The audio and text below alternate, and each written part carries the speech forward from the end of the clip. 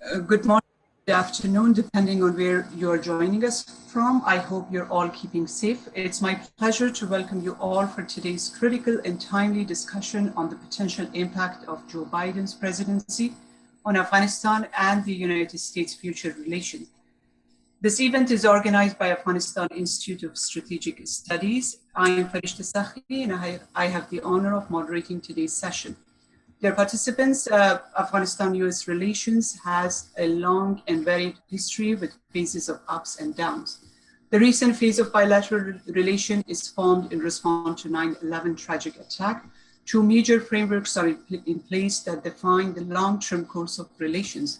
The bilateral security agreement with the objective of counterterrorism and regional security presence, which includes supporting the Afghan National Defense and Security Forces. The other key framework is the enduring strategic partnership agreement, which includes cooperation on socio-economic development, institutional building, governance, and regional cooperation. Under both these frameworks, the United States have invested a great deal in blood and treasure in Afghanistan, with 3,000 fallen and many wounded troops, and billions of dollars invested in security and development fronts. On the other hand, Afghanistan has remained a strategic partner to the United States in fight against global terrorism and have lost more than 100,000 Afghanistan National Defense and Security Forces, with thousands of civilians and internally displaced people.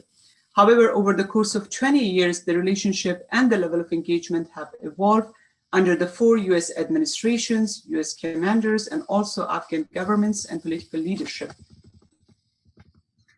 Under the President Obama's administration, the level of troops started downsizing while the security situation remained highly critical on the ground.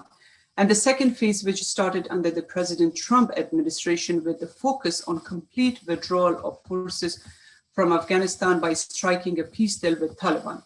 The entire process was considered highly controversial among the policy circles from Afghanistan and in the United States for the long-term strategic relationship between the two countries and peace in the region. Many argue that it's a quick withdrawal without keeping the current realities and conditions on ground. However, with the President-elect Joe Biden and the new administration, which is going to be in place in January, policy circles both in Afghanistan and United States predict certain level of recalibration and reassessment of the current policies.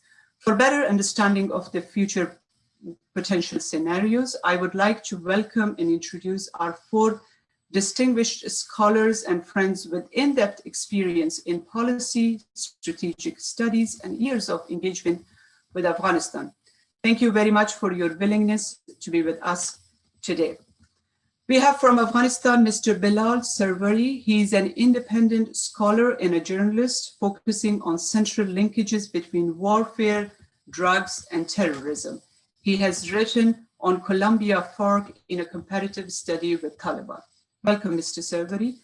Our next guest is Mr. David Sidney. He is the president of American University of Afghanistan. I have the honor of knowing him after the Taliban attack on Afghanistan American University of Afghanistan. And under his leadership, the university undertook massive security upgrade and could open its doors to students. He has served as Deputy Defense Secretary for Pakistan and Afghanistan, has served more than 2 decades with the US embassies as senior diplomat in Central Asia, China, Afghanistan, and Romania. Welcome, Mr. Sidney. Mr. Mir Haroon from Afghanistan is currently serving as a senior advisor to the first Vice President of Islamic Republic of Afghanistan on policy and strategic affairs. He has more than 3 decades of policy, academic, and research experience in Afghanistan and has written extensively in well-known international media outlets and think tanks. The last but not the least, Professor Thomas Johnson. He is the research professor and director, Department of National Security Affairs, Navy Postgraduate School, California. Professor Johnson has written and thought extensively on Central Asia and Afghanistan. One of his great work is a book on Taliban narrative, which I highly recommend to read. And another major achievement, which is yet to come, is the rewriting of Historical Dictionary of Afghanistan, which will be published in January next year. So without a further ado, I would like to open the discussion with my first question from Afghanistan, from Mr. Bilal Sarwari, who is a journalist and is highly engaged with the people. Mr. Sarwari, since the signing of the peace deal in February and the initiation of intra-Afghan peace talks, the level of violence has not reduced in Afghanistan. As your research work is on Taliban, do you see Taliban have completely broken their ties with terrorist groups? What is the hope of the people from Afghanistan, from the next administration, in terms of reduction of violence? To you, Mr. Sarwari. Thank you for having me. It's good to be with you. I think it's important to highlight that the battlefield reality on the ground remains, that we have seen increasing levels of violence. Let's take the month of October. It was the deadliest month since the year 2001. There were 12,000 attacks registered by the Afghan National Security Forces since the US Taliban exit deal was signed in Doha. And it's, frankly speaking, an exit deal. It's not a peace deal from the Afghan point of view. There were also 2,500 attacks registered once the Afghan and Taliban negotiators sat down.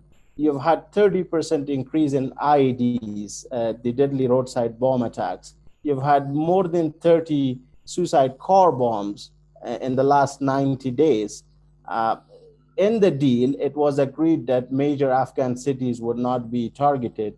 Yet we see a very devastating and deadly wave of attacks when trucks and armored Humvees and vehicles are packed, often with very potent explosives. The city of Gardes was attacked yesterday. The day before that, CIA-backed Afghan militia, the Host Protection Force, was targeted in the province of Host. Unfortunately, what you see is that the deal between the Americans and the Taliban have given the Taliban a sense of a military victory. At least that is what you get from the Taliban very publicly. Their language is one of takeover. Their actions are one of takeover. Take the example of the massive attacks against Helmand, against Arghandab district, against Jerai, against Maiwand. So, frankly speaking, what would be the wish of the Afghan people if the US committed to a comprehensive peace deal? No one is saying don't leave. I think everyone agrees that there has to be a comprehensive ceasefire, there has to be a peace deal, but do commit to a process. Let's go back to the 1990s. Why every Afghan speak to the Americans from a very painful past? If the United States had committed to Afghanistan at that time and not handed over Afghanistan to the wishes of Iran and Pakistan, we wouldn't be here in many different ways. Unfortunately, the situation in my country, in Afghanistan, remains that every single place is a deadly front line. And I also must admit, I probably anticipate that friends in the government would not be happy with that. I think the Afghan government has to also create unity. I think we should have less egos and emotions and more strategy. This is the time that we should all put all of our resources into a peace process, because this country cannot afford a single coffin for a single minute, whether you talk about cities or villages or, the Afghan provinces. Thank you, Mr. Sarwari. You share a very great concern, which is leaving Pakistan at large, and you are predicting a scenario that if the current situation prevails, the situation would go back to 1990. So my other guest is Mr. David Sidney, and I have the question that keeping this reality of past in mind, and also the intentions or the rhetoric of the President-elect Joe Biden, who have been always very much upfront in keeping the light military footprint on the ground, and also focusing on very much on responsible withdrawal. How does with responsible withdrawal would look like under the new administration? What can be expected for future scenarios in terms of bilateral security and diplomatic cooperation from the two countries, and its implication on the broader regional peace and stability in the intra-Afghan, if the intra-Afghan peace fails? Well, you ask a range of questions, and I'll have to say that I think it's quite clear right now that no one knows what the new administration is going to do. The issue of Afghanistan, first of all, I would want to stress that while for Afghans, the role of the United States is of huge importance, in the United States, the issue of Afghanistan has faded. It's not one of the top tier national security issues even for this administration. The kinds of things this administration is going to do when it walks in the door is rejoin the Paris Climate Accords on the first day. And its administration, the incoming administration, has been clear on what its key priorities are. Afghanistan, it appears, is likely to be a matter of debate. The Democratic Party has a wide range of views on Afghanistan. There is no single fixed administration or Democratic Party view. There are those on the left who, as those on the far right in the Republican Party, want a complete disengagement, complete pullout. There are those who think that it's important to keep a counterterrorism presence. There are those who feel that that it's important to continue the path that was set by the Trump administration in signing, and I agree with Bilal Sawari very much, a withdrawal agreement. It was not a peace agreement. There are those who think that's important to keep that on. There's a lot of debate right now in Washington about whether to keep on Ambassador Khalilzad or not, whether for a few weeks or months or perhaps longer.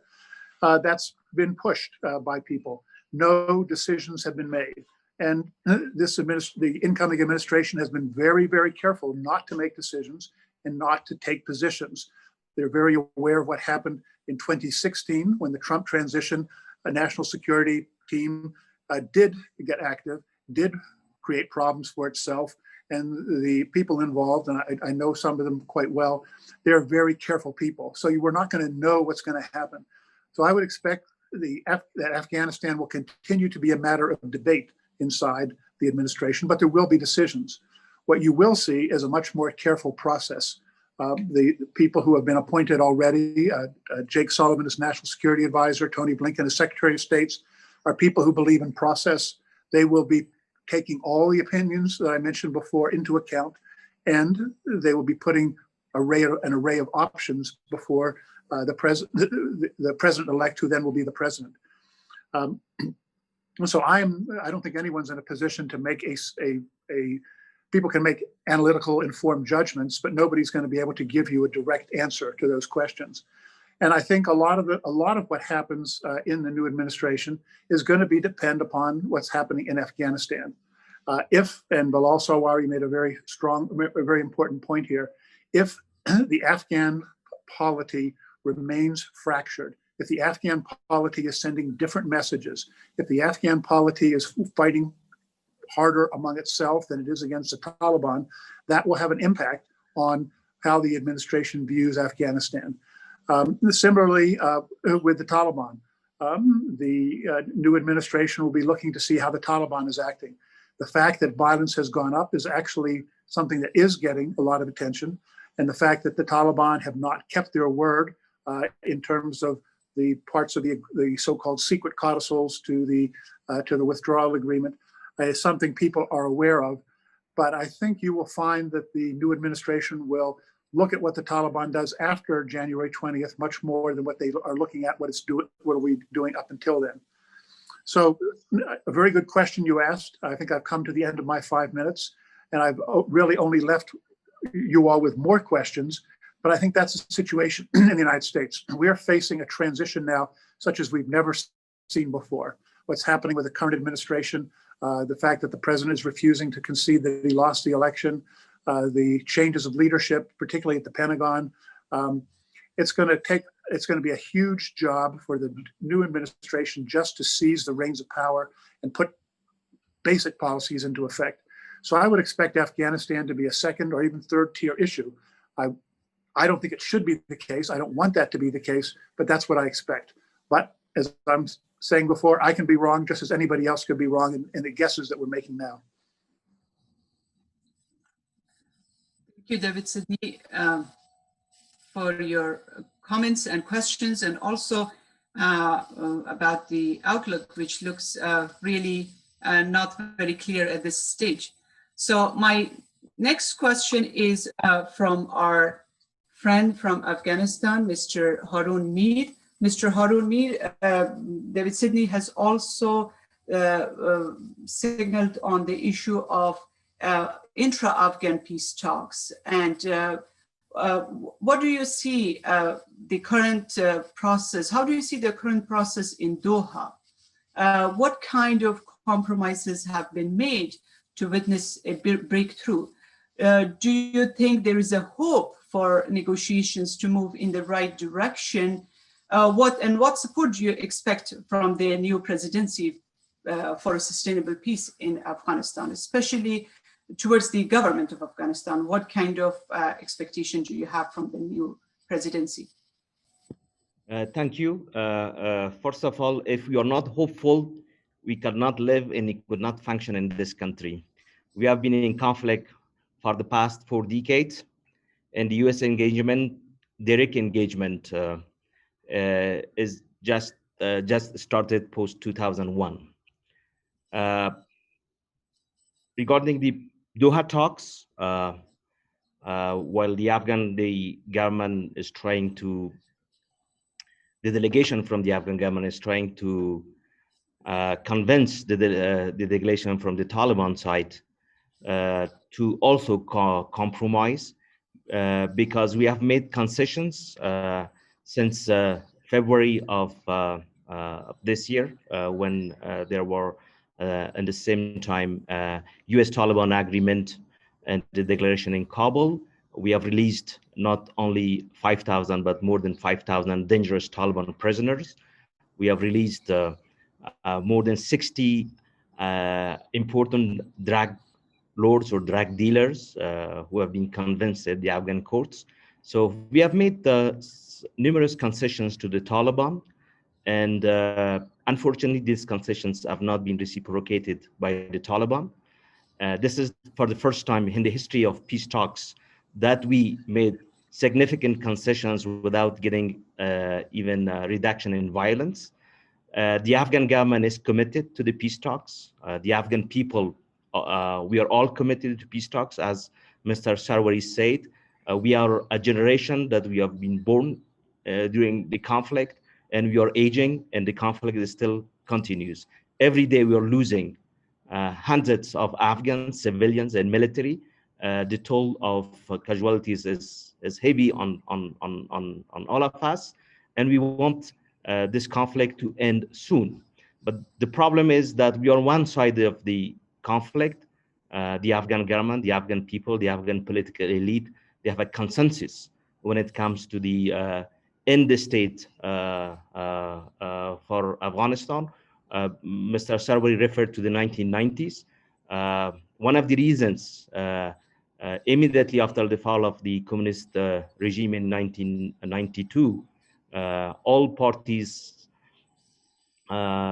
refused to accept a mechanism for power sharing because we didn't have the right mechanism, and there were negotiations and peace talks. Even during that time, we were witness of negotiations in the holy Mecca city, but unfortunately it all fell apart. So we have witnessed in the past 40 years that these talks if not genuine, if does not represent the will of the Afghan people, it will be a temporary agreement or a temporary arrangement. And this is the reason why we are all committed to reaching a lasting and endurable peace through a mechanism that is acceptable to the Afghan people. And we have witnessed in the past 18 to 19 years now tremendous progresses in Afghanistan. We have now a society that is pluralistic. a society that is also sophisticated, because Kabul of 2020 is not Kabul of 2001. These achievements have been made through tremendous sacrifices from our international allies, and we appreciate the soft power of the United States in NATO countries in Afghanistan.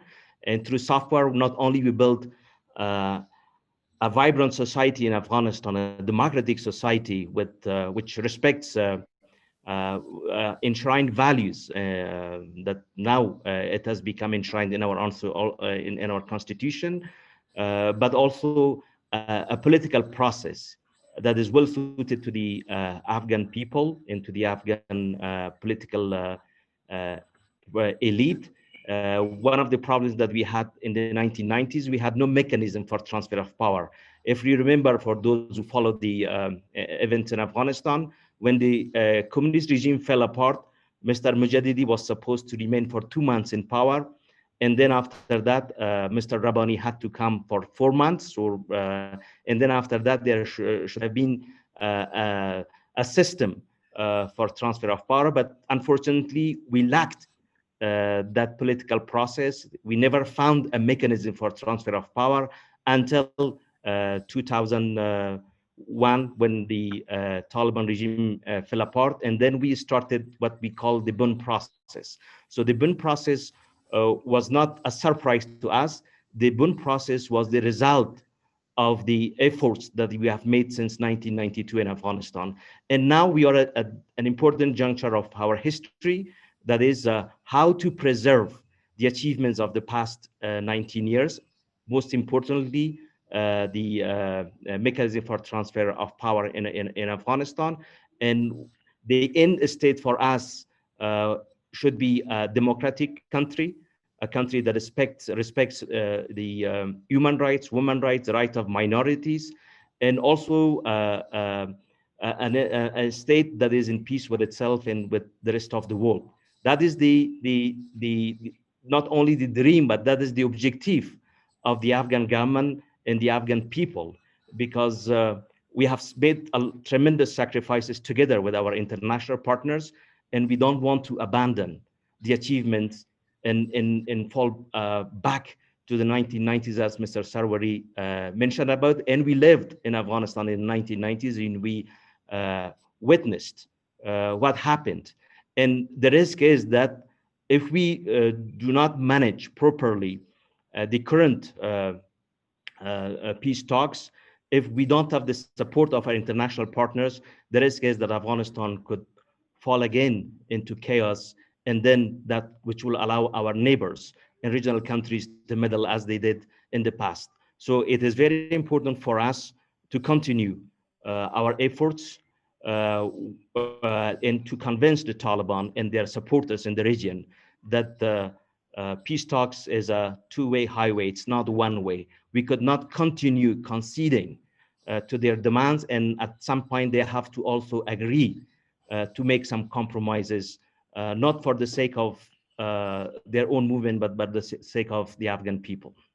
Thank you, Mr. Harun, for your very comprehensive account of the hopes and expectation from the government of Afghanistan to the new administration in the United States.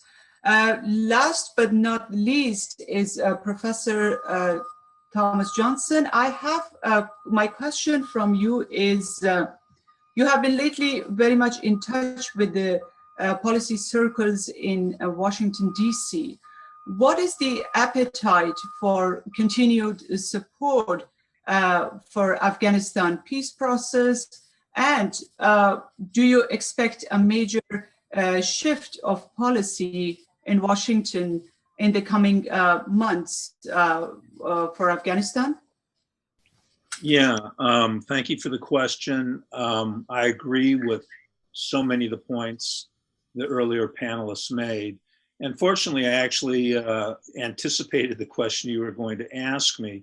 So please excuse if I read some notes that I put together last night. But while I agree completely with David that anybody that suggests that they exactly know what's going to happen with this new administration is really talking off their head. But there are plenty of clues of Biden's career as well as Harris's career that gives you hypotheses, and I think leading hypotheses of what are going to happen. That's what I plan to talk about. You've got to recognize that both Biden and Harris, when they're running for president, and also when Harris was running for senator in California, ran against the war in Afghanistan. They wanted to, I don't like the term, but they wanted to end this endless war. But both of them rightfully suggested that it had to be ended with dignity. And I'll let people watching this define what dignity is, but I don't think they would not allow for some type of ending the war and just letting the Taliban take over. But with that said, I mean, there's other types of clues. It must be remembered that when Biden was vice president under Obama, he was completely against the surge that Obama put in 2009 of 30,000 new soldiers that he announced in December. Well, it happened in 2010, but he announced it in December at his West Point speech. Biden was violently opposed to the surge. Biden always argued with Obama, and Obama listened to him, that he was against any type of nation building. He was against any type of notions of counterinsurgency, but he was for having enough US forces in the country to maintain a counter-terrorist position. And I think that's what his position is going to be at the start of his administration. And let me give you some other clues. But it's very important to recognize that Biden was against a large US troop presence under Obama, and he made it well known. So I suspect that, you know, Trump is going to leave Biden with 2,500 soldiers on the ground by mid-January of next year. And I believe that Biden will keep those 2,500 soldiers there to basically play a counterterrorism role, especially relative to ISIS and Al-Qaeda. But he's also stated that. He stated in September that he was likely to keep a small footprint that focused on terrorist groups. So I think that you're going to see, as I mentioned earlier, a very strong counterterrorism position by the United States. But the probability of Biden increasing the troop strength in Afghanistan is very remote, in my opinion, very remote. I mean, Biden is a pragmatist. He's almost the complete opposite of what President Trump represents. And he's surrounded himself with some outstanding national security people. And also Biden has suggested that he's going, like Obama did with him, he's going to listen with Vice President-elect Harris' opinion on many of these things. And Harris clearly wants us to maintain a small presence in Afghanistan. And I think that's what's going to happen. A couple other things I'd like to say. So I don't, and really the focus the first 6 months of the administration is primarily going to be on the pandemic, which is destroying the United States in many respects, and to rebuild the economy. And both of these were functions of terrible policies by the present administration. He's also spoken out, Biden has also spoken out very strongly against corruption in Afghanistan. Okay, he did not like Karzai. And he's mentioned that because of the corruption that was taking place under the Karzai regime. And quite frankly, there has been little done in the Ghani regime to be able to end the massive corruption that still dominates Afghanistan. And I do not think that Biden will put up with that. And I think that Biden administration will tell Afghanistan, if you even want our continued support in any way, you better start cleaning up your act relative to this corruption that's run wild. American taxpayers don't like their money being stolen, by the hundreds, if not thousands of millionaires that have been created in Afghanistan by American aid. So I think that's another thing that we have to take a look at. So let me give you my last concluding thoughts. Khalilzad is not going to last, as the special envoy to Afghanistan and Pakistan. He's gone on January 20th. And I mean, this historic deal that was announced the other day, I guess 2 days ago. I mean, since World War II, there's never been peace negotiations of the relative to a conflict of the magnitude in Afghanistan that hasn't been associated with a ceasefire. In fact, I would go as far to say that any type of peace negotiations, which we haven't seen, it's an oxymoron not to think of them associated with a ceasefire. If this was actually a really historic announcement, and the announcement was basically that it took 2.5 months for the Taliban in Kabul to agree on an agenda. That was the historic agreement that was signed. They finally agreed on an agenda after 2.5. I mean, ceremonially, the conference started on August 12th. And so, and another thing that I want to say about Doha that people don't quite understand or haven't been admitting, the Taliban came out before Doha and stated that they had 2 non-negotiable demands. One was a reinstitution of the Islamic Emirate of Afghanistan, and the second was the institutionalization of their radical Deobandi view of Sharia law. And either of those, both of those in combination, basically would result in an end of the Kabul regime.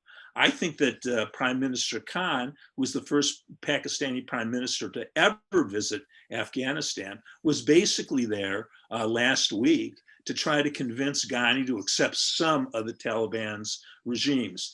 But anybody that calls, Doha or anything that Khalilzad did a peace negotiation, it doesn't understand what peace is in my mind. And let me end with a couple more points. In conclusion, let me say that I think we're going to have a much more rational and predictable strategy, as I mentioned, and it's going to focus on CT under Biden. He's going to listen to his intel organizations. He's not going to ignore them. And our intelligence agencies have great information on Afghanistan, and he'll listen to them. I think Biden also, unlike Trump, will work with our traditional allies and NATO to try to come up with some type of solution. This is, again, 180 degrees different than President Trump, who basically ignored and embarrassed himself in front of our NATO allies. And finally, I think that we have to recognize that, one other thing. I mean, I'd ask your listeners to go back and read a foreign policy article that Biden wrote earlier this year, where he basically talked about a lot of the things that I'm suggesting. And, let me just end with one clear statement. Khalilzad desperately wants to have some type of agreement with his name associated on it. That's not going to happen. He's not going to survive the Trump administration. Thank you. Thank you very much, Professor Johnson, for very thoughtful remarks. I will go back to Mr. Haroon Mir. You have raised some very critical question in terms of intra-Afghan peace talks, which require internal cohesion and unity from different partners and different political leaders from Afghanistan, and also the fight against corruption. So, Mr. Haroon Mir, Well, how do you see the current level of agreement, at least between the power brokers or political leaders in Afghanistan? Do you think there are perspectives for them to accept Taliban by accepting the kind of ideologies they believe in, and with their strong linkages and association with some of the networks, terrorist networks? What is the situation on the ground in terms of political leadership and their consensus? If you look at the Afghan delegation in Doha, you see it for yourself that it is representing almost every single political, if we call it leader or power broker or political elite, all ethnic groups in Afghanistan, women, and also the younger generation. So it is an inclusive delegation that is facing the Taliban. In the beginning, a lot of people were saying that this delegation will fight among themselves in front of the Taliban, and they would disagree on everything. And fortunately, they have shown that not only they agree on the core values that I mentioned earlier, and also they agree in the state for Afghanistan, and that consensus exists in Kabul among the political leaders as well, among the political elite, and among the majority of Afghans, as it was shown in the Loya Jirga that was held earlier this year in order to approve the release of 5,000 Taliban prisoners. So the delegation from Kabul, it's an indication that is inclusive, that is built based on consensus, and it represents almost all interest in Afghanistan. So I don't want to repeat myself. But when it comes to the Afghan government, of course, His Excellency President Ashraf Ghani, as during his speech for the Geneva conference, he reiterated his commitment to fight corruption in Afghanistan. We know that corruption exists. We do not deny it, but we are struggling every day to address it.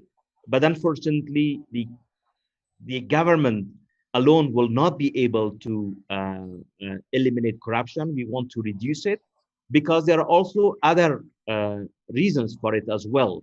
A number of power brokers have been involved in corruption, and lately, His Excellency the Vice President Saleh, during his speech also, and on the sideline of the Geneva conference, mentioned those who are above the law in Afghanistan, particularly the Afghan parliament MPs, some of them, because of immunities, legal immunities that they are having legally, so they are also involved. So corruption is not an unidimensional in Afghanistan. It's not just the Afghan government. There are so many levels of corruption. There are so many people that are involved in it, and we are working every day very hard to address it. Corruption is not just with stealing money from the donor community. It happens on daily basis in Afghanistan. So people are taking advantage of the weaknesses of the Afghan government, people are taking advantage of their position of authority, and also they are taking advantage of the international community, because for the sake of political cohesion in Afghanistan, we have to turn a blind eye on the behavior of so many power brokers who have been deeply involved in corruption in the past 18, 19 years. So this is another problem in Afghanistan, that we have to accommodate sometimes the interest of people that we know they have been involved in many things in the past 18, 9 years. So for the sake of stability, this is not only the wishes and the will of the Afghan government, but this is also because it is imposed on the Afghan government by some of our international partners as well. Thank you, Mr. Haroon. I go back to Mr. David Sidney. Mr. David Sidney, Professor Johnson mentioned that we cannot predict any specific policy change, but we have some clues. So one of the clues which I can pick up or take at this stage is democracy, promotion of democracy, both in the United States and around the globe. This has been very much raised by the president-elect during the campaign, especially with, and also Kamala Harris. So do you think that the future of this presidency would allow for more promotion and inclusion of democratic values in Afghanistan, especially by supporting of institutions such as yours, American University of Afghanistan, and many other institutions which are representing the current or the true aspiration of the new generation of Afghanistan? And following to that, do you think there would be a kind of sharp pressure on Taliban to restrain from targeting some of the educational institutions during the very early days of administration? American University was also one of the victims of the Taliban attack. Yeah, yes, the American University was over 4 years ago, and more recently, Kabul University and other educational institutions in Afghanistan have been targets of attack.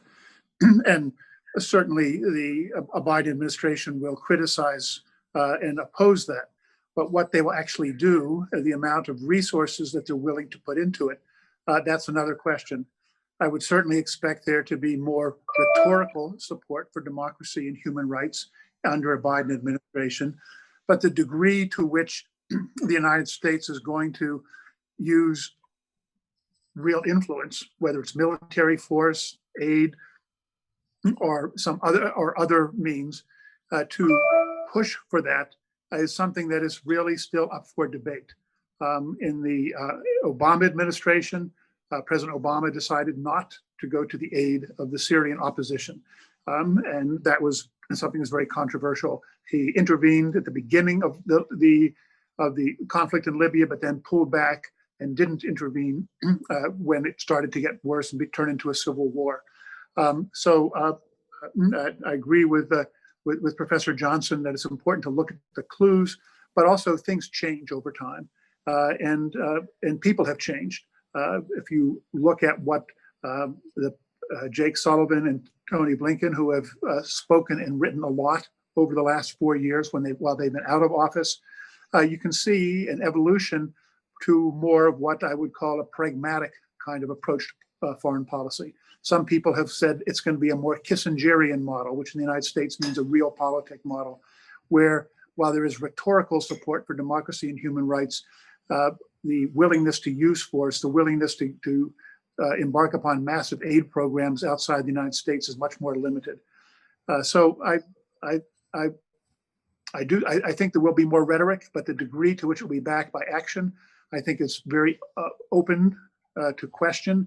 And I personally would be surprised to see much in the terms of action. In terms of, if you're going to talk about troop numbers in Afghanistan, I think the Biden administration will look to good military advice. Unlike the Trump administration, which is really sort of try to tell the military what to do, they're going to ask the military for their advice. And I think we'll have a chance to see what our military really thinks. Under the Trump administration, they haven't been able to say what they really think. So I think there's, again, a lot that's going to happen. But as I said before, and I think Professor Johnson agreed with me, Afghanistan's not going to be the top foreign policy national security issue. And let me just restate what I said before and responding to a bit about what Haroon Mir said. While I understand that the delegation in Doha has been united, politicians in Kabul are not.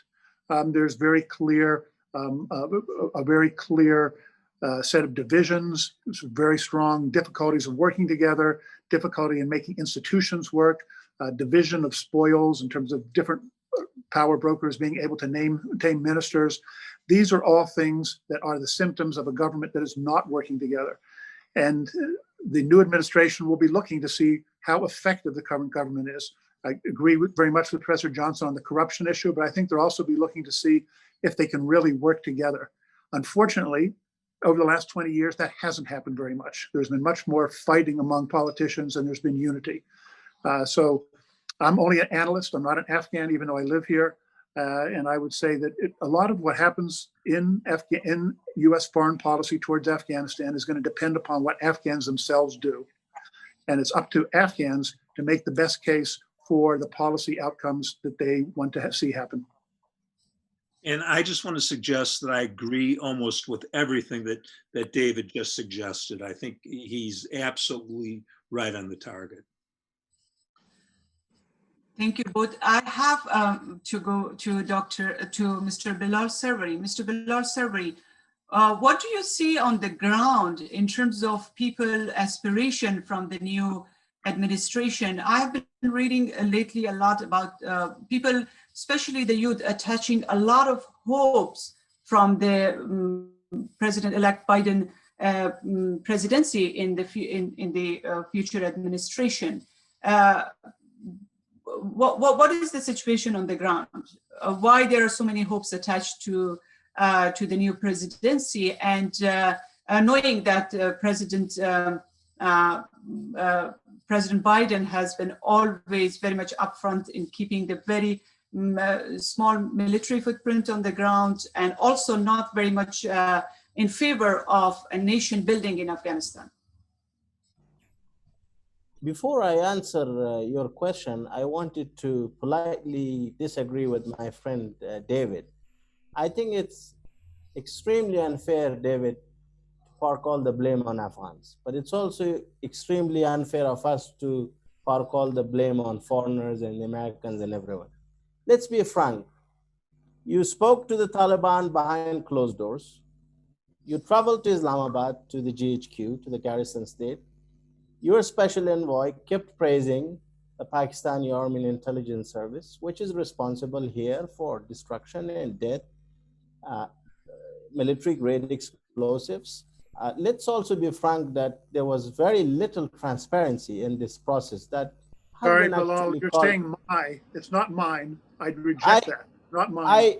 I would like to point that out, and then I would also like to say I that agree with what you're saying, but please don't say it's mine, because it's not mine. Yeah. Good, we have now clarity. So let's move on. I would also say that victim representation is missing in this process. I think it's incredibly important for any durable peace process that we have victims of AISS, the civilians, and the Taliban. I have spoken to people in Uruzgan, the father of a Taliban fighter who's lost 3 of his sons, 2 in the police, 1 in the Taliban. I've met fathers of ANDSF, even from my own home district of Khaskunar in the east, or Badakhshan. So we have to do that. I think it's also important to wait and see if the Taliban will publicly denounce Al-Qaeda, if they will announce that they have cut their ties. Look, according to Afghan officials, counterterrorism officers, Hamza bin Laden was killed in Ghazni. Abu Hassan al-Misri was killed there. A few Taliban from Al-Qaeda in the Indian subcontinent were killed in Helmand. So you're looking at a generational, ideological, and historical relationship between Al-Qaeda and Taliban. At the same time, the relationship between the Americans and Afghans is also generational. It's 20 years of personal friendships. It's people who have fought with them. So when you have a US president, President Donald Trump, announce the drawdown of all of his forces, however it was practical or not on Twitter, it confused Afghanistan, not only the region. So many Afghans on a district and village level actually went and got their insurance. A commander said in a district, why should I be fighting the Taliban if the Americans are leaving? I hope for Afghanistan's sake, I hope for the sake of the people in this country and also the US, that the international community commits to a comprehensive peace deal. I think a prerequisite for that deal to sustain and to not fall apart would be a comprehensive ceasefire. I mean, I often hear the word reduction in violence. I think it's a word open to abuse. What does reduction in violence mean? Do you kill 50 Afghans? That's okay. So you don't kill 200. And as I said, the lack of transparency, not only by the American administration, but also by Afghan government and Afghan politicians is also a big issue. We have to remember that this war is fought on the back of poor villagers, you know. So the people of Afghanistan, I think, deserve more transparency, more clarity, more consultations. And I do not happen to agree with this elitist approach that they have with the peace process. Yes, we have some good people in our negotiation team, but the negotiation team must not be political trophies to be handed over to appease certain constituencies. I think the international community and the Afghan government and the Afghan politicians must preserve the new Afghanistan. Our infrastructure is under attack, our universities are under attack, our schools are under attack, our roads are under attack, and some of the best people in this country are also under attack. So this undeclared war of sticky bombs and deadly wave of assassinations, I think it has to be explained in very, very clear terms, first by our own government, and then also by the international community. Who's behind this? Who's trying to create this climate of mistrust? Thank you. Thank you, Mr. Survey. Do you have any comments, Professor Johnson? I've had for years tremendous respect for the work of Mr. Suri. I mean, I really, I don't know you, but I think that I have tremendous respect for you. But I think that the one mistake that you're making when you talk about transparency is that you've got to understand the last 4 years of American foreign policy has been a completely bizarre experience. And that Khalilzad was working on his own, basically. I mean, 16 months ago, about halfway through Khalilzad's, quote, peace negotiations with the Taliban, and what other people said, it was basically a plan for phased withdrawal. The US Congress asked Khalilzad to come and brief them, and he refused to do it the first time. I mean, he was operating on his own. Do you think that President Trump, had any real interest in Afghanistan or knew anything about Afghanistan? He didn't. So I would just warn my Afghan friends that the last 4 years was an anomaly. We now have a real president that's going to listen to his intelligence community, that's going to listen to the military. Now, as I suggested, there's clues on where he's going to go. I think that it's foolhardy to think that we're going to have a massive increase in troops, because, you know, he was against that under Obama. And but please don't equate Zalmi's position with the United States' position. This was a lone actor in many respects. And, you know, and for him to tweet 3 days ago that this was an historic agreement just because people signed what the agenda is going to be, you know, if it was going to be a historic agreement, they would have immediately called for a ceasefire. If the Taliban is serious in this, then, you know, reduction in forces means reduction in violence means nothing to me. We saw how that was dealt with the last 6 months. But why, if the Taliban are serious in ending this conflict, why will they not accept a broad ceasefire and stop the useless killing? That's the thing that drives my thoughts relative to anything Khalilzad has done or what's going in Doha, which I personally believe is basically political theater right now. Thank you. Thank you, Mr. Johnson. I will go back to Mr. Haroon.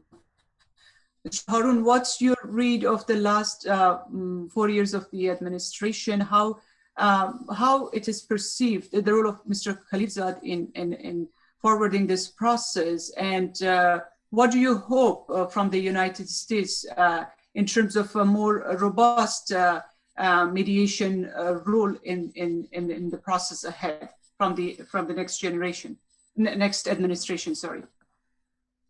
Before I answer your question, I would like to respond to comments by respected panelists.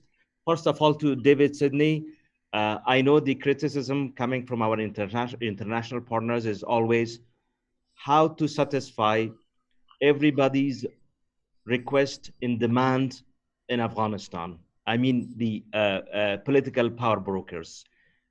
We are the only democracy that everybody is asking us to build a consensus, where everywhere else democracy is majority versus minority. Here, our international partners want us to bring everybody together and comply with sometimes their unlawful demands. And the Afghan government is spending tremendous resources to protect a number of power brokers who are criticizing not only the Afghan government, but the Afghan security forces, everything that the Afghan people are standing for. And we have the examples of it, so there's no need to name these people. So the consensus in a democracy is almost mission impossible, not only in Afghanistan, but almost everywhere else. But we are the only country that we are trying hard to build this consensus, because we know that it's important for us. We have to reach a sustainable peace, and for that we are making compromises and concessions not only to the Taliban, but to a number of other entities, power brokers, and interest groups in Afghanistan. On Bilal's comment, I believe, first of all, reduction of violence was defined by the Taliban, and they agreed what was reduction in violence for them.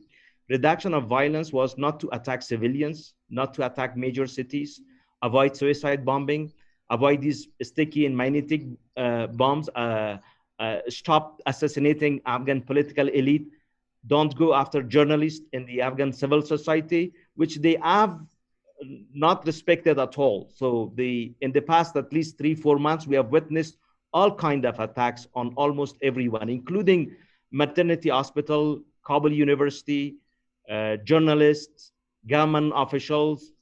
So that was their definition of reduction in violence, and that was in the agreement between the United States and the Taliban.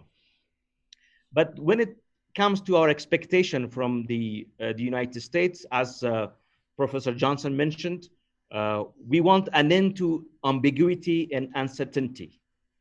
We are not in a position to force the United States to remain in Afghanistan, but at least what we expect from the United States and other NATO partners is to have a clear timetable for Afghanistan. So let us know when you leave Afghanistan, please negotiate your exit with your partners in Kabul, because we are in a best position to facilitate the US military withdrawal from Afghanistan rather than the Taliban. And that uncertainty is also costing us a lot because it undermines the Afghan government, it undermines the Afghan security forces, and it undermines the trust of the Afghan people in the Afghan government, in the Afghan institutions. And that is very important for us if we have a clear indication that about the U.S. decision, rather than depending on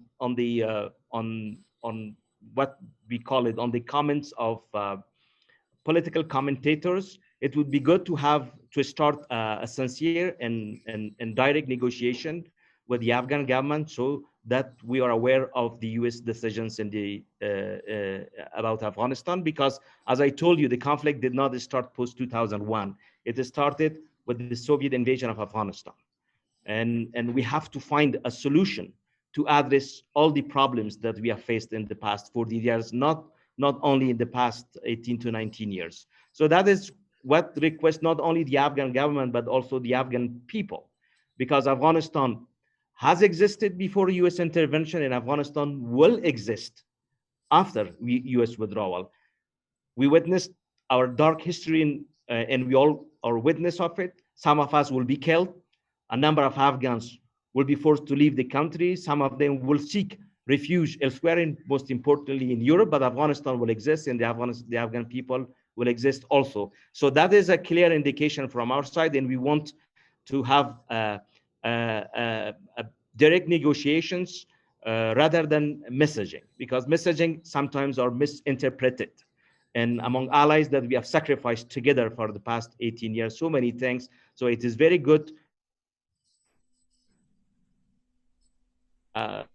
between the two sides and work together to facilitate an honorable withdrawal from of the United States from Afghanistan, and also a stable Afghanistan, and in the state that is acceptable not only to us but also to our neighbors in the rest of the region. So that is our what we expect from the United States, and hopefully we soon will have this kind of discussion, a strategic discussion between the Afghan government and the United States. Thank you, Mr. Haroon. Is there any comments from the other panelists? Sure. Let me comment a bit. First, I'm David Sedney. I'm not the United States. And it's important to realize, I think, in these kind of discussions that,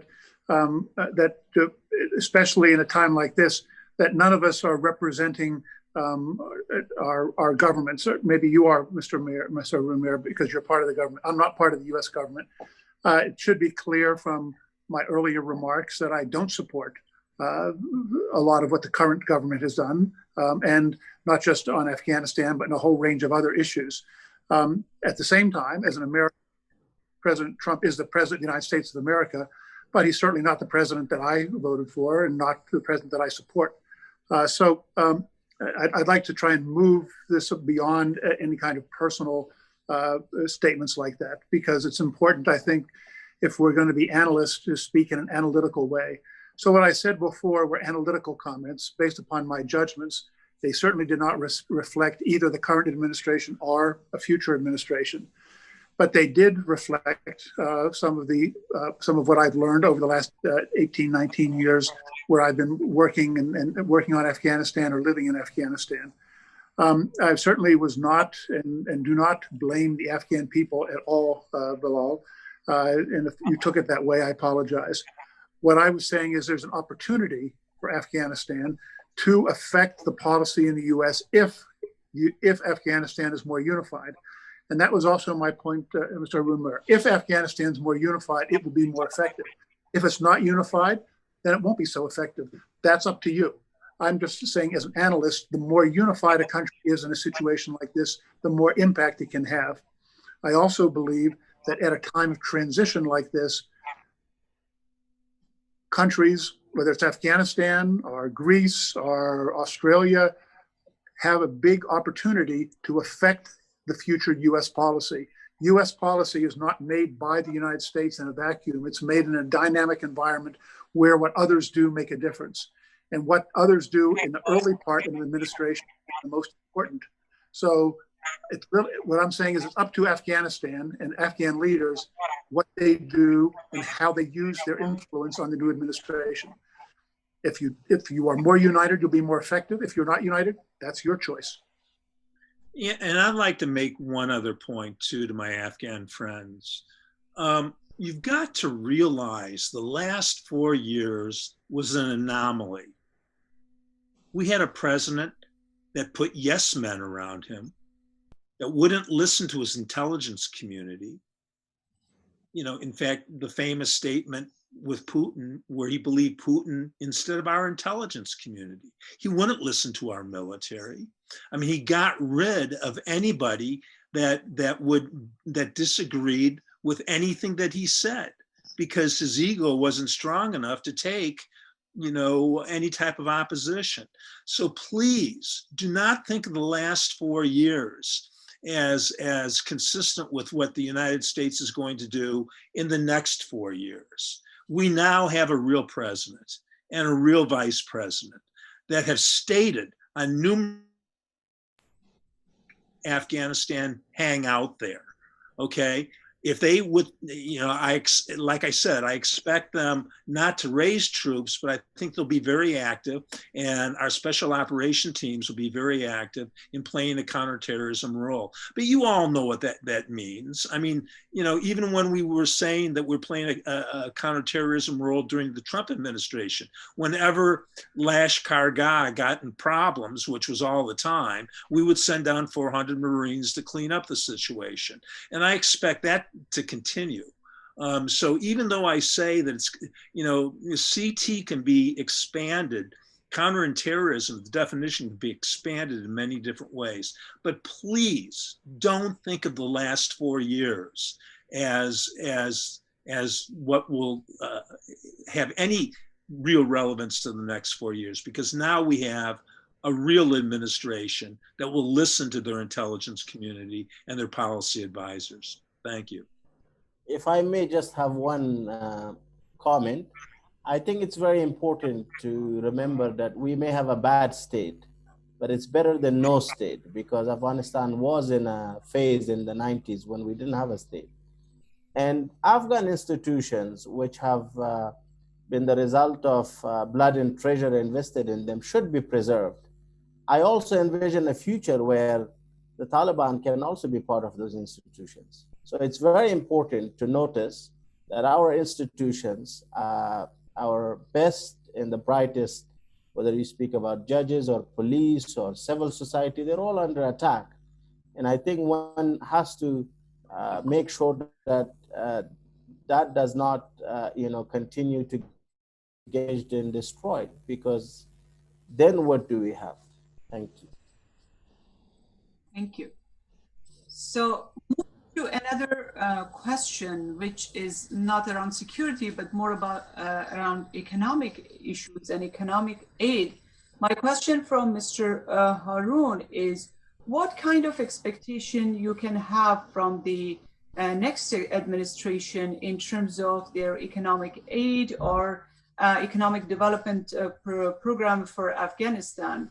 I have been witnessing a lot that President Ashraf Ghani has constantly raised this issue that we do not want charity, but we want more sustainable investment in the key sectors such as energy, water, and some other infrastructure which can be used for alleviation of poverty. Do you have expectation from the new administration for changing their economic aid packages to be more sustainable?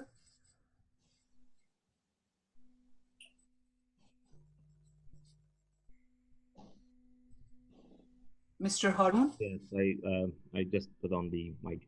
So first of all, we are thankful to the United States and to all of our international partners for the pledges they have made during the Geneva conference.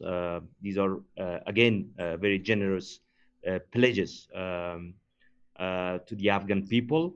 Meanwhile, the Afghan government is well aware of the fatigue within our international partners because of so many events that has happened during the past year. COVID-19 has been costly, not only in terms of money budget, but also in terms of loss of life, and also the changes, the impact on the economy throughout the entire world, and all of that, and also the fact that we Afghans should take responsibility for it. We have to fight corruption. Corruption is certainly a taint on the Afghan nation. It's not anymore the Afghan government, it is the Afghan nation. We are called a corrupt nation, and we don't deny it, because as I told you, it is not unidimensional. It is at almost all levels and all aspects of life you could see corruption. So that is something that we have to address. But in the meantime, as President Ghani, His Excellency President Ghani explained in his paper, his vision for Afghanistan, nation building, peace building, and market building. So we are very keen to attract international investment in Afghanistan. So, and President Ghani himself is receiving those who are willing to invest in Afghanistan. So that is key. because we want to turn Afghanistan into an opportunity, and we don't want to remain a liability for our international partners and neighbors. And there are so many factors that could make Afghanistan a great opportunity for our region, and also for those who would be willing to invest in Afghanistan, because we have to break this vicious cycle of poverty and conflict. And this could only happen if we could attract international foreign investment in Afghanistan, if you could build enough stability, hopefully through the peace talks and an eventual ceasefire, to attract Afghans who have taken their money out of the country. And these are considerable amount of money. These are billions of dollars that have been taken away in the past several years out of the country. If we could facilitate bringing back Afghans from diaspora with their money to invest in Afghanistan. So these are the projects that we are working every day on it. So we are trying to provide enough support for the Afghan private sector to remain in this country and not leave the country,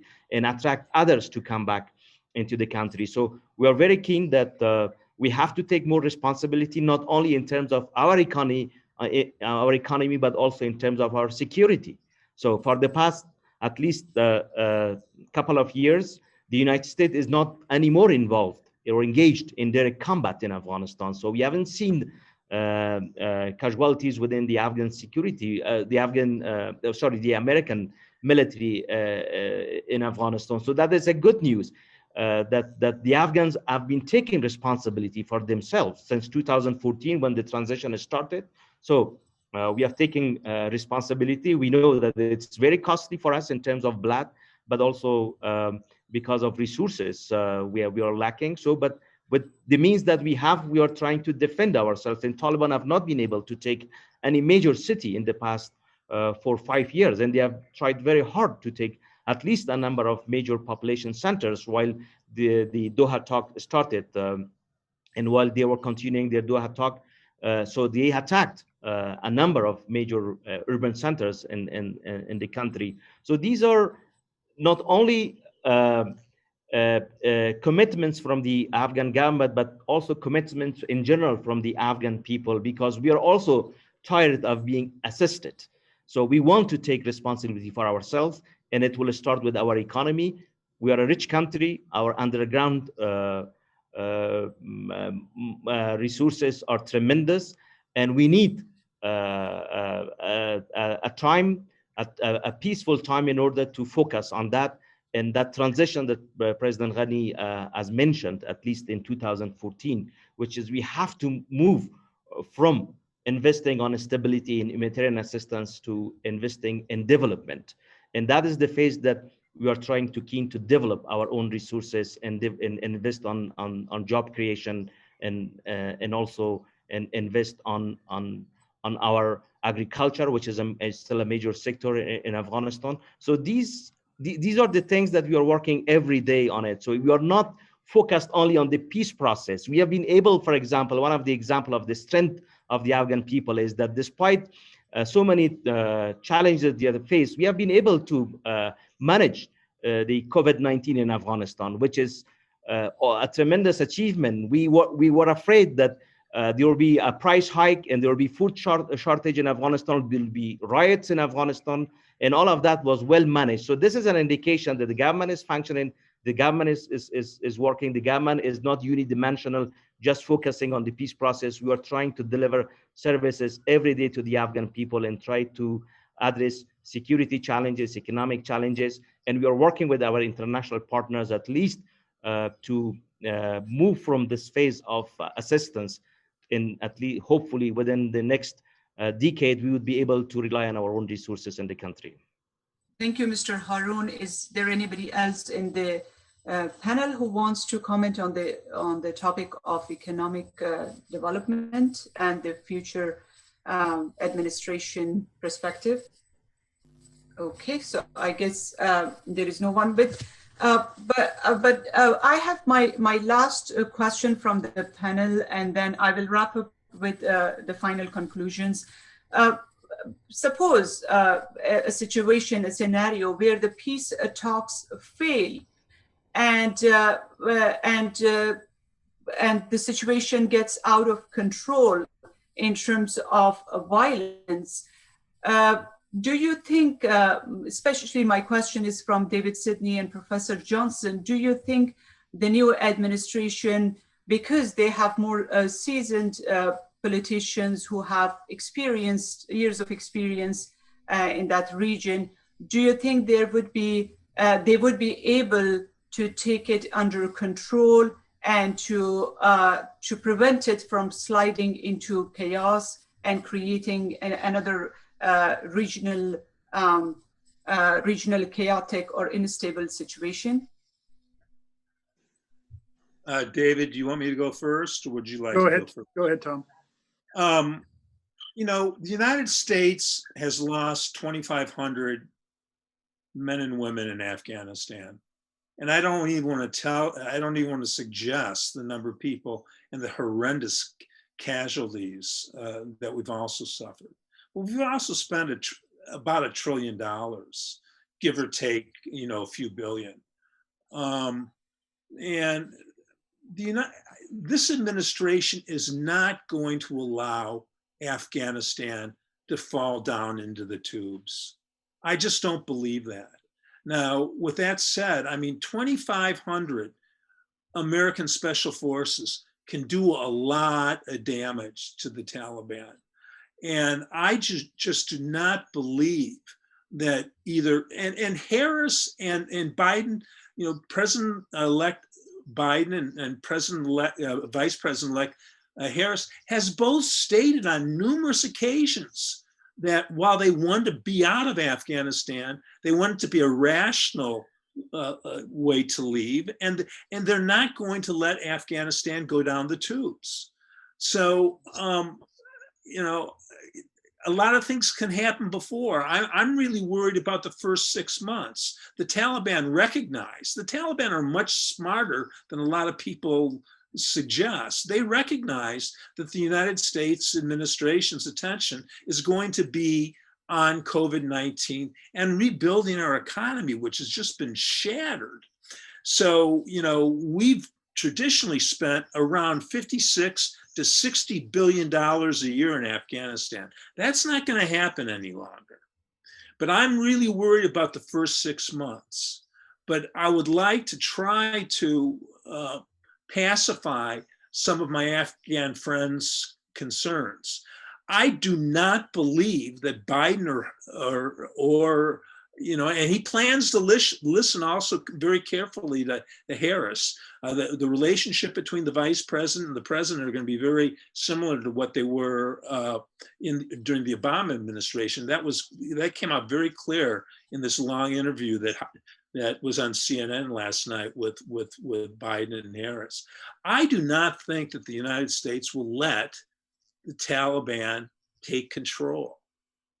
But I think that we also should stop kidding ourselves to think that even Doha are really peace negotiations. You know, I mean, if the Taliban are serious about this, all they have to do is to agree with a ceasefire to end this endless killing, this useless killing of Afghan people, especially civilians, men and children. So I just don't think that the United States will let the Taliban take over. But what that, you know, I could be wrong. But I don't see a scenario where you're going to see a great increase in US troops in Afghanistan. But I'll tell you, 2,500 special forces supported by some air power properly can do a lot of damage. Thank you. David? Sure. I see that we're drawing to an end here. So let me just first of all say that I have huge admiration for so many of the brave Afghans who I've had the honor and privilege of knowing and continue to be friends with. And Bilal Sarwari and Haroon Mir, who lived through the Civil War, who had many opportunities to do other things besides be here in Afghanistan where they are now, are examples of the kind of commitment that so many Afghans are bringing to their country. And one reason why I'm here and the American University is here is because of the commitment of so many people. Haroon Mir was talking about the riches of Afghanistan. Afghanistan's number one riches is its people. That's its number one advantage. I have the opportunity every day to work with hundreds of young Afghans who want to change the world, who want a better world, who want a better future for themselves and their families. That kind of spirit, and combined with talent and intelligence that's here, gives me hope for the future of this country. And I'm really, as I said, I'm honored and privileged to be able to be here and to try and play a very minor role in all of that. Because in the end, the future of Afghanistan is going to be up to the Afghan people. You asked what would happen if the talks in Doha fell apart, and I agree with, I think, with what everyone is saying here, is that it's really a misnomer at this point to call them peace talks. I hope they lead to peace, but so far there's been no peace. There's actually been greater violence. But if those talks were to fall apart and the situation were to deteriorate, I think the Biden administration would look at the options, and it would look at what the Afghan people and the Afghan government wanted. But even if that were to happen, I don't see any sign that the Afghan security forces are going to fall apart. They have fought through extraordinary difficult times. There are many, many challenges they faced. Bilal Sarwari has reported on many of the difficulties that they have encountered, but also on many of the successes that they've had.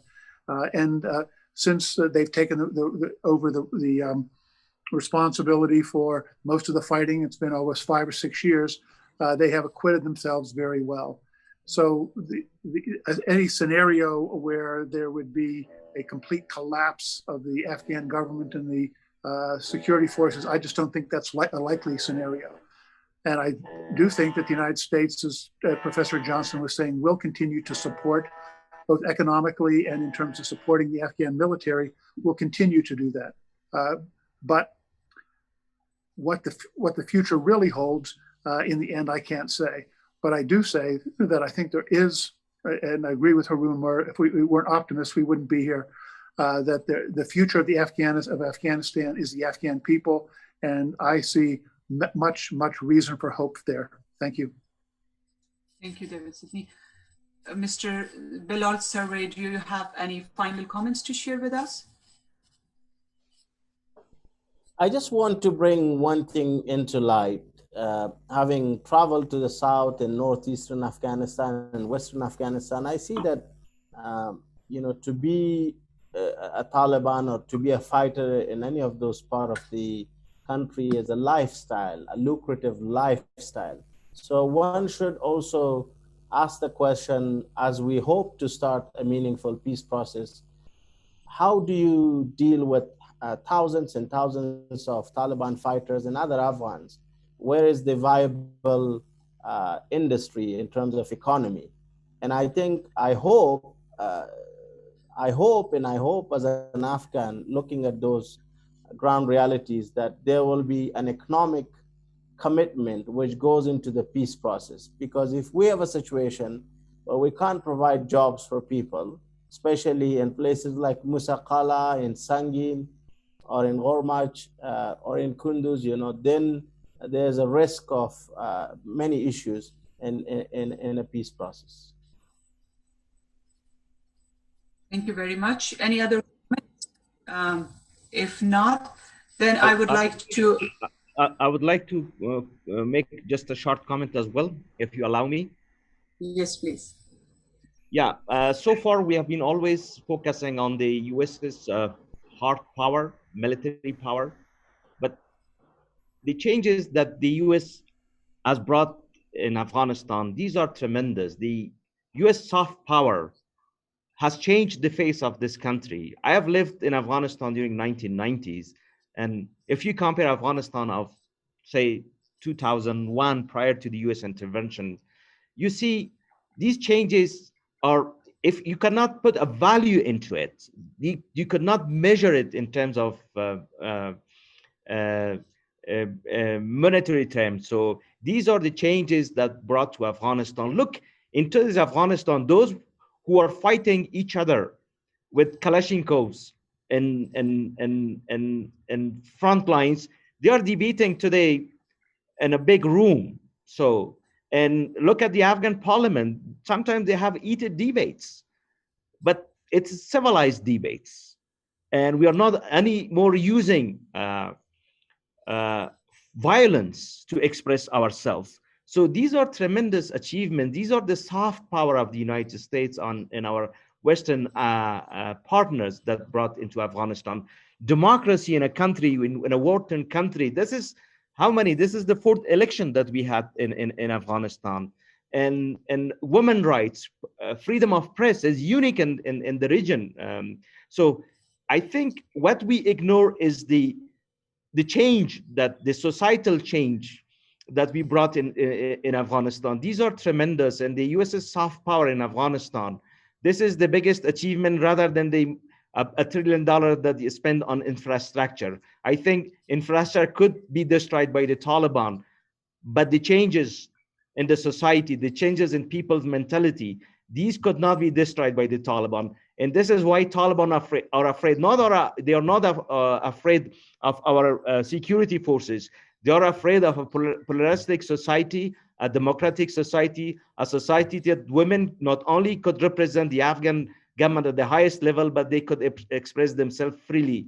And that is what the Taliban are afraid, and that is what all other radical groups are afraid. And that is why so many other countries in the region are afraid. But these changes will be sustainable. These changes will be almost forever if something out of extraordinary will not happen in this country. Thank you very much, Mr. Haroon. So I'll just conclude today's session. There are some major points which has been made. First of all, in terms of democracy and institutions, I think Mr. Haroon has expressed the hopes and also the achievements that these achievements will be sustained in the next administration too. I think the panelists also agreed that there will be more state-to-state relationship. In terms of counterterrorism, the administration would rely more on its counterinsurgency and intelligence group. The panelists also agreed that any kind of future US policy will be based on the unity and cohesion and fight against corruption inside Afghanistan. And also the issue of ceasefire will be one of the critical issues which will remain as a major policy discussion during the first 6 months of the next administration. And in terms of change in the current peace talks, the panel also have discussed and raised concerns about the way it is going, and also about the potential change of the we will also, and also there are many clues and many hypotheses and which yet to have come and be more clear during the first 6 months of the next administration. So with this note, and I think we have also got a very positive remark from most of our panelists that Afghanistan is marching in the right direction, and under the new administration, there is hope that there would be certain reassessment and recalibration of the policies based on the current realities on the ground. Once again, thank you very much for all excellent panelists for your insightful discussion. Thank you, those of you who are watching us online. I hope you all stay safe, and thank you, Dr. Muradian and his technical team from Kabul for organizing this session on 3 different time zones. I'll say goodbye to you all, and you all have a very good evenings and good rest of the day. Thank you, and Khuda Hafiz.